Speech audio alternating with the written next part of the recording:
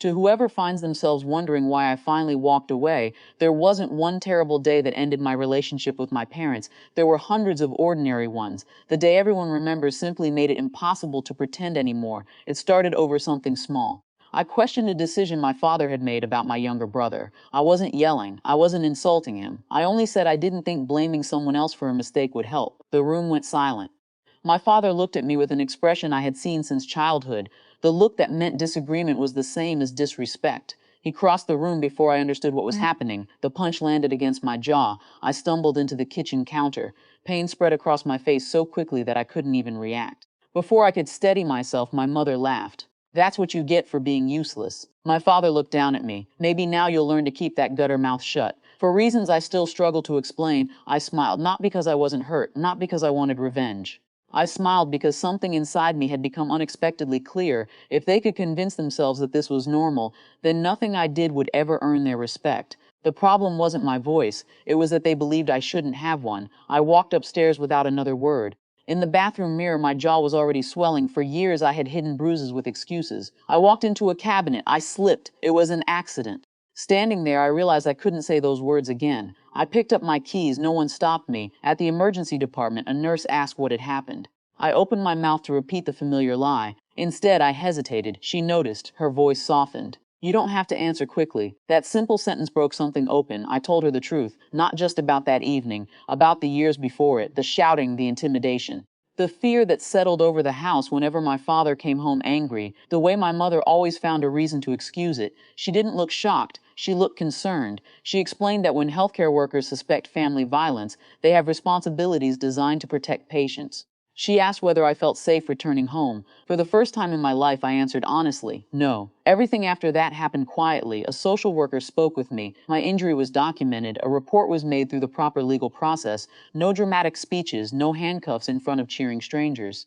Just professionals doing the jobs they had been trained to do. I stayed with a close friend for several weeks. The silence in that apartment felt unfamiliar. No one flinched when footsteps came down the hallway. No one measured their words before speaking. I kept expecting someone to tell me I was overreacting. Instead, people kept asking a question I had never considered. What do you need right now? I didn't know. No one had asked me that before. As the investigation moved forward, members of my extended family began calling. Some believed me immediately. Others insisted my father was simply strict. A few suggested I should keep family matters private. Those conversations hurt more than I expected. It would have been easier if everyone had chosen a side. Instead, people struggled with the uncomfortable truth that someone they loved had also caused harm. Months later, legal proceedings concluded. My father was held accountable through the justice system. The process wasn't quick, satisfying, or dramatic. It was simply real. He was required to face consequences for his actions. My mother reached out several times. Her messages rarely mentioned the assault. Instead, she talked about how difficult everything had become. At first, that made me angry. Then I realized something. She had spent so many years minimizing what happened inside our home that acknowledging it would force her to rethink her entire life. That realization explained her behavior. It didn't excuse it.